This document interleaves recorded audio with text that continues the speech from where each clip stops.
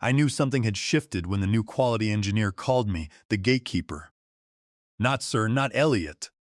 The gatekeeper, with the kind of smirk that told me I'd gone from respected to resented. I've spent 14 years keeping Caldwell Industrial Systems off the Defense Department's blacklist. 14 years making sure our precision aerospace components don't end up in the wrong hands, that our export documentation is flawless, that our quality certifications stay current. I'm the VP of Risk and Controls, which means everyone ignores me until something catches fire. Last month, one of our subcontractors accessed 8 technical drawings without proper security clearance. Export-controlled CAD files, the kind that fall under ITAR regulations. I caught it in the access logs at 2:30 in the morning, filed the disclosure, locked down the files, and walked the contracting officer through our remediation plan. That was a $47 million contract we saved. No parade, no bonus, not even a thank you email 6 months ago. I scheduled a meeting with Raymond Caldwell, the CEO who'd built this company from a 3-man machine shop into a regional aerospace supplier. I walked into his office with a folder documenting 12 years of perfect DCAA audits, 0 ITAR violations, our aerospace quality certification maintained without a single major finding. I asked for an 8% raise, fair compensation for taking on 2 additional roles after the last round of cuts. Raymond didn't say no. He said, "Let's talk after the 3rd quarter." That was CEO speak, for I'd rather schedule a root canal than pay you what you're worth. The 3rd quarter came and went. Then Raymond retired, handed the keys to his 39-year-old son, and moved to a lake house where I assume he spends his days not thinking about export compliance. His son's name is Bryce Caldwell. Bryce has an MBA from a school that costs more per semester than I make in 6 months. In his first all-hands meeting, he used the word synergy 4 times and disruption 7. I counted. Bryce told us we'd be flattening organizational structures and eliminating redundancy. I'd heard it all before. The email arrived on a Thursday. Subject line: Leadership Transition and Operational Excellence. Bryce was officially taking over, and he'd brought in an efficiency consultant named Preston Ward to help modernize operations. Preston's LinkedIn said he specialized in lean compliance frameworks. In practice, that meant he'd never read an ITAR regulation and thought DCAA was a vitamin supplement. He called our audit protocols legacy systems and suggested we gamify our compliance metrics. Bryce called me into his office 2 weeks later. His office overlooks the factory floor, 3 stories of precision machining and assembly lines. I'd bet money Bryce had never actually walked down there. I got straight to it, pulled out the folder, mentioned the 8% raise. His father had deferred. Said I thought it was time we closed that loop. Bryce let me finish. Then he smiled. "Elliot, you're not ready for an 8% raise. We need to see more adaptability first." Then he said Preston would be partnering with me on compliance initiatives moving forward. Partnering. As in, Preston would be doing my job while I was still sitting in my office. I recognized the pattern instantly. I stood up and said, "Thanks for the clarity." I left his office and went back to my desk. I didn't slam anything. I just sat down, opened my laptop, and pulled up the contract files. Part of my job is maintaining the master contract vehicles we use for government work. Every quarter, I review them for regulatory updates. Make sure the language aligns with current FAR clauses. It's routine work, the kind of thing nobody notices unless it's done wrong. I opened Section 12, Regulatory Compliance, and scrolled down to Subsection 4. Right there, between the export control obligations and the audit cooperation language, I added 1 sentence. All export compliance certifications and contract-level regulatory attestations under this vehicle require written under authorization from VP of Risk and Controls Elliot Hayes or designated successor with documented authority transfer. I didn't bold it, didn't highlight it. Just clean, standard contract language that looked like it had always been there. I logged the change as signatory authority, clarification per FAR compliance framework. Legal reviewed it on a Tuesday afternoon, approved it without comment. 3 contract vehicles went out that month. 6 more over the next quarter. Every one of them signed by clients, countersigned by our general counsel, filed in the system. I backed up the signed copies, encrypted drive, printed versions in my locked file cabinet, and 1 full set I mailed to my brother in Pennsylvania. He's an archivist. The kind of person who understands that documents are how you prove the truth when everyone else is selling a story. I didn't tell anyone what I'd done, not because it was wrong, but because I knew what was coming.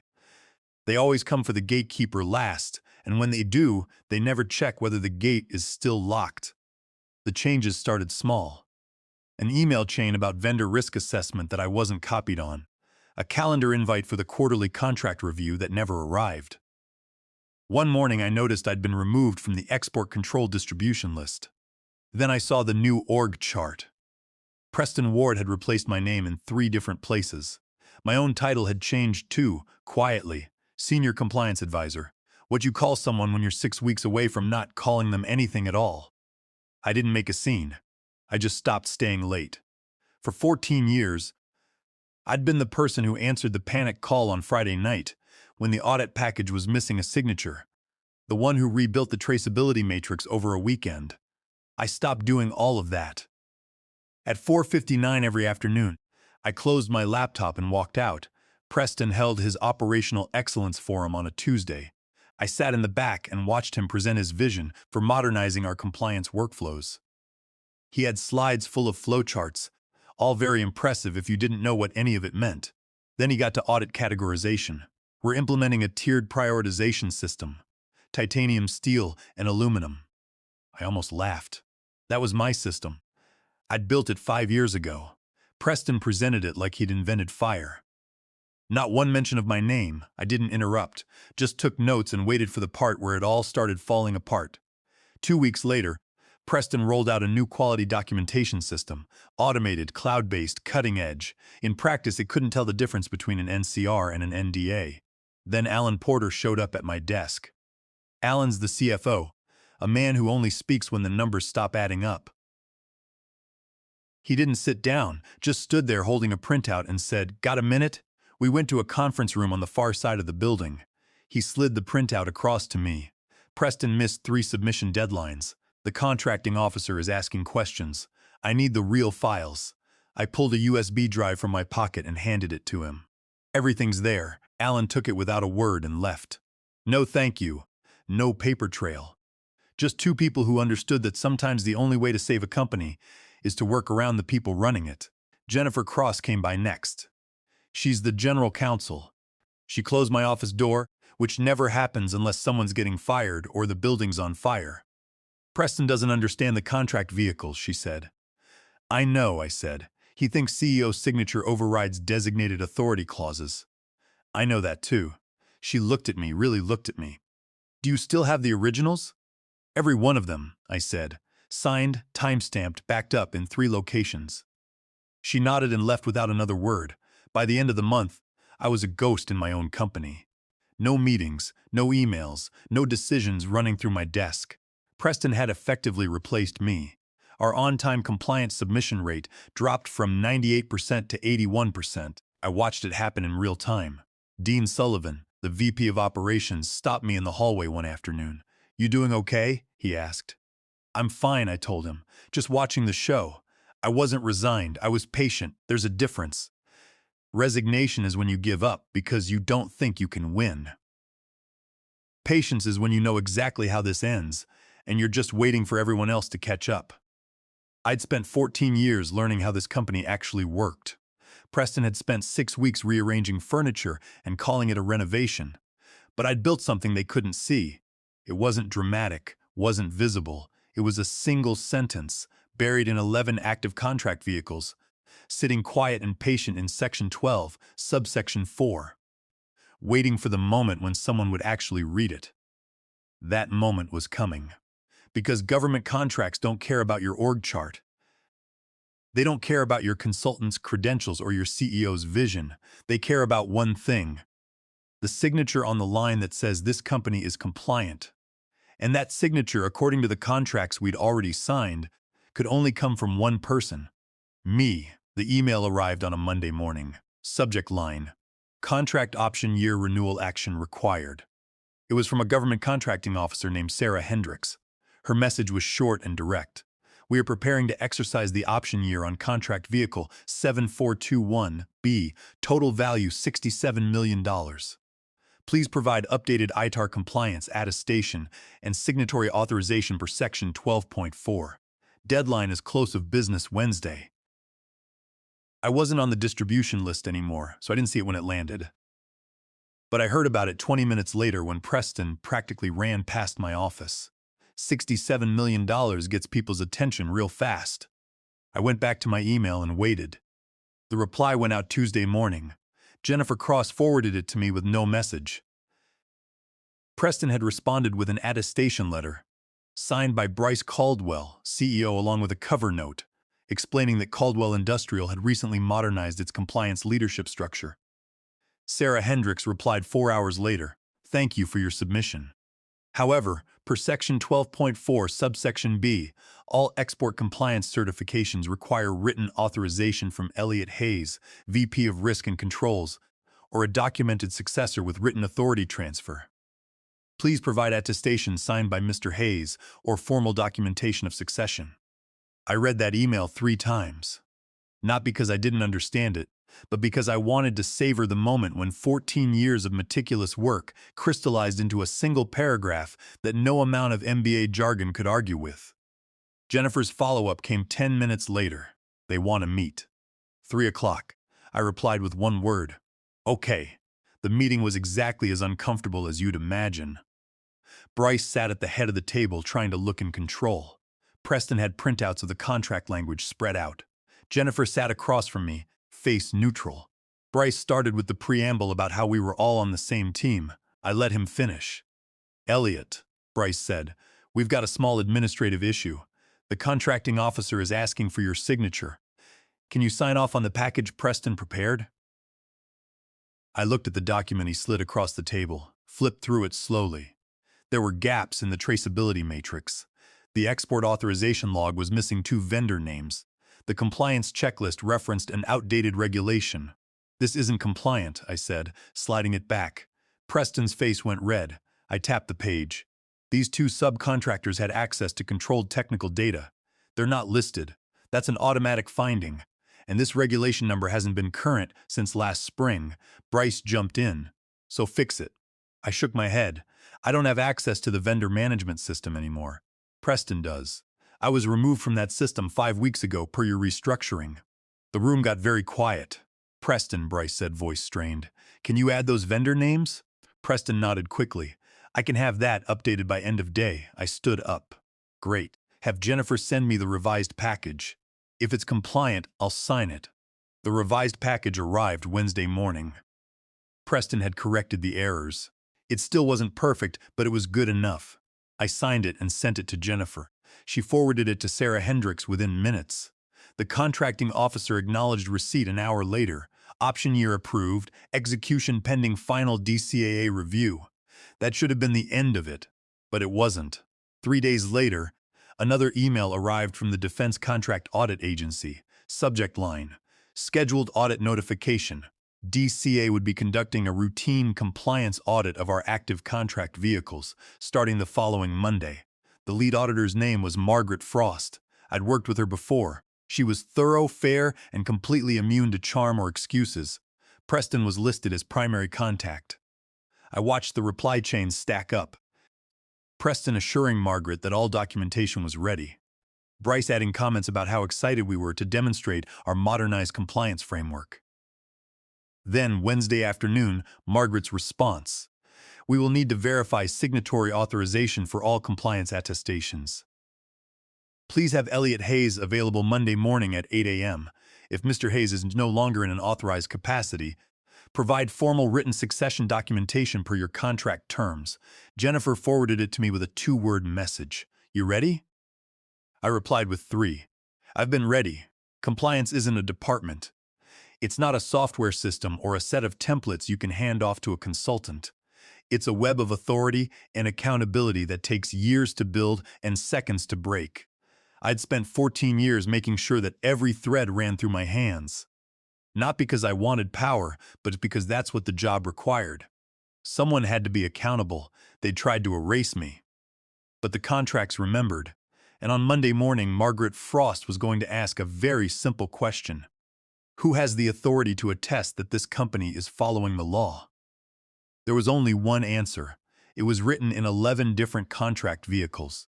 The answer was my name, and every day they'd spent pushing me aside had been one more day they'd operated outside the very authority they'd contracted to uphold. I didn't have to sabotage them. All I had to do was exactly what I'd been doing for 14 years. My job. The job they'd tried to take away but legally couldn't. Monday morning, Margaret Frost was going to make them admit it, and I was going to be sitting right there when she did. Margaret Frost arrived at 7:45 Monday morning, 15 minutes early. She was in her late 50s, gray hair pulled back, carrying a leather briefcase that looked older than some of our equipment. I met her in the lobby and walked her to the conference room where Bryce had assembled his leadership team. Preston sat to Bryce's right, laptop open, looking like a man who'd spent the weekend reading contract law and still didn't understand it. Jennifer Cross was there, legal pad ready. Alan Porter sat at the far end, arms crossed. Dean Sullivan stood near the door.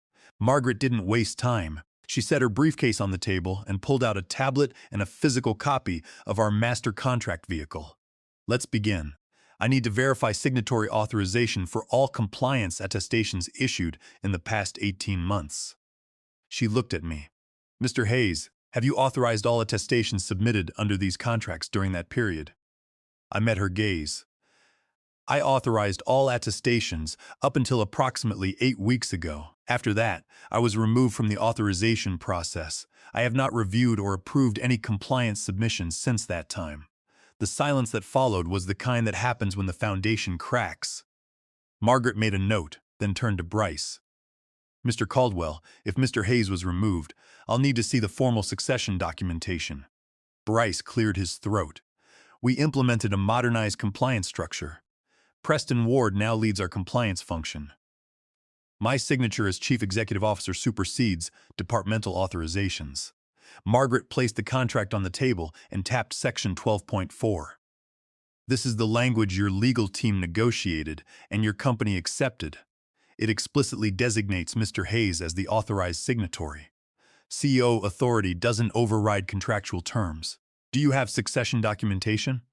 Preston jumped in. I can prepare that documentation. We can backdate the effective date. Margaret's tone dropped 10 degrees. You cannot backdate federal contract documentation. That would constitute material misrepresentation. If you've been submitting attestations without proper authority, every certification you've issued in the past 8 weeks is non-compliant. Alan Porter leaned forward. How many contracts are we talking about? Margaret consulted her tablet. 11 active contract vehicles. Combined value approximately $180 million. If the attestations are non-compliant, your clients have grounds to suspend performance. In some cases, they may have termination rights. I watched Bryce's face go through several colors.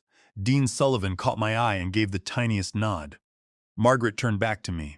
Mr. Hayes, do you still maintain the documentation required to support these contract vehicles? I do, I said. I've maintained complete records throughout, including the period after I was removed. They're available for your review. Margaret made another note. Then we'll proceed with document review this afternoon. She looked at Bryce. In the meantime, I'm placing a hold on all active attestations pending verification of authority. You'll need to resolve this signatory issue before any additional compliance certifications can be accepted. Bryce stood up fast. This is bureaucratic rigidity that stifles innovation. Elliot is still employed here. He can sign whatever you need. This is a technicality. Margaret stood as well. Mr. Caldwell, I don't evaluate good faith. I evaluate compliance. Your contract specifies Mr. Hayes as the authorized signatory. Your company removed him without proper documentation. That's not a technicality. That's a breach of your contractual terms. You have 72 hours to provide either proper succession documentation or restore Mr. Hayes to his authorized capacity. She picked up her briefcase and walked out. Nobody moved for a long moment. Then Bryce turned to me. You did this. You sabotaged us. I stayed seated, kept my voice level. I didn't plant anything. I documented authorization requirements during a routine contract review. Legal approved it. Your father's team negotiated it. 11 clients signed it. You removed me without checking whether you had the legal right. This isn't sabotage. It's consequences. Jennifer looked up from her notes. We can't backdate federal documentation. If we do that and she finds out, we're not just non-compliant, we're committing fraud. Dean Sullivan stood up. The solution is obvious. Elliott's the authorized signatories. He's still employed. Give him back his authority and let him do his job. Bryce looked like he'd been asked to swallow glass. We've already announced the new structure. We can't just reverse it. Alan Porter closed his laptop with a decisive click. It's not one auditor's interpretation. It's 11 binding contracts worth $180 million. And it's our aerospace quality certification audit in 3 weeks. Same signatory requirement. Elliott's name is on that paperwork too. Without that certification, we can't manufacture aerospace components. This isn't about org charts. This is about whether this company can operate. The room fell silent. Bryce looked around at the faces staring back at him. Finally, he turned back to me. What do you want? I stood up. I want my job back, not the advisory title. I want VP of Risk and Controls, full authority, reporting structure that doesn't run through Preston or anyone else, and I want compensation that reflects 14 years of keeping this company audit clean. Bryce's jaw worked. We'll discuss terms. I shook my head. No discussion. You've got 72 hours before Margaret's hold becomes permanent. You don't have time to negotiate. You either restore my authority with proper documentation, or you explain to your board and your father why you lost $180 million in contracts because you thought a consultant could replace institutional knowledge. Your call. I walked out before he could answer. I'd spent 8 weeks watching them dismantle what I'd built. Now they knew what those foundations were worth. The next move was theirs, but the leverage was mine. It always had been. The call came at 6:15 Tuesday morning, not from Bryce, from his father. Raymond Caldwell's voice sounded exactly like it had 3 years ago when he'd called at dawn because a shipment was stuck at customs. Calm, direct, the voice of a man who'd built a company from nothing and didn't waste words. Elliott, I need you at the office by 8. Board's calling an emergency session. I said I'd be there and hung up. I arrived at 7:45. The executive conference room was on the 3rd floor, windows overlooking the factory floor. Raymond was already there in a suit that looked like it had been hanging in his closet, waiting for exactly this emergency. Bryce sat 3 seats down, looking like he hadn't slept. Preston wasn't there. Jennifer Cross sat to Raymond's left, legal documents stacked in front of her. Alan Porter was across from her, laptop open. Dean Sullivan stood near the windows. The rest of the board filed in over the next 10 minutes. Raymond waited until everyone was seated, then looked at me. Elliott briefed the board. No spin, just facts. I stood and laid it out clean. 14 years building our risk and controls function. 8 DCAA audits without a major finding. Aerospace quality certification maintained continuously. Last year, I requested an 8% raise from Raymond. He deferred it, then retired. Bryce took over, denied the raise, brought in Preston Ward, and began restructuring compliance. During a routine contract review last year, I updated our master contract vehicle templates to clarify signatory authority. That language designated me as the authorized signatory and required written documentation for any succession. Legal approved it. 11 contracts were executed with that language. 2 months ago, Bryce removed me from compliance operations. No formal succession documentation was prepared. Last week, a contracting officer requested attestation for a $67 million option year. Preston submitted documentation signed by Bryce. It was rejected. One of the board members, Patricia Eldridge, leaned forward. So the language was already in the contracts before you were removed? I nodded. Correct. The issue isn't the clause. The issue is that the company changed its internal structure without maintaining contractual compliance. Raymond spoke next. Margaret Frost placed a hold on all active attestations. We have 72 hours to resolve this, or our clients can suspend performance. 11 contracts, $180 million total. Our aerospace quality audit starts in 3 weeks. Same signatory requirement. Without that certification, we can't manufacture aerospace components. The question is how we fix this. Bryce sat up straighter. We restore Elliott to his position. He signs succession documentation making Preston his successor, and we continue with the modernization plan. Jennifer shook her head. That won't work. The succession has to be credible.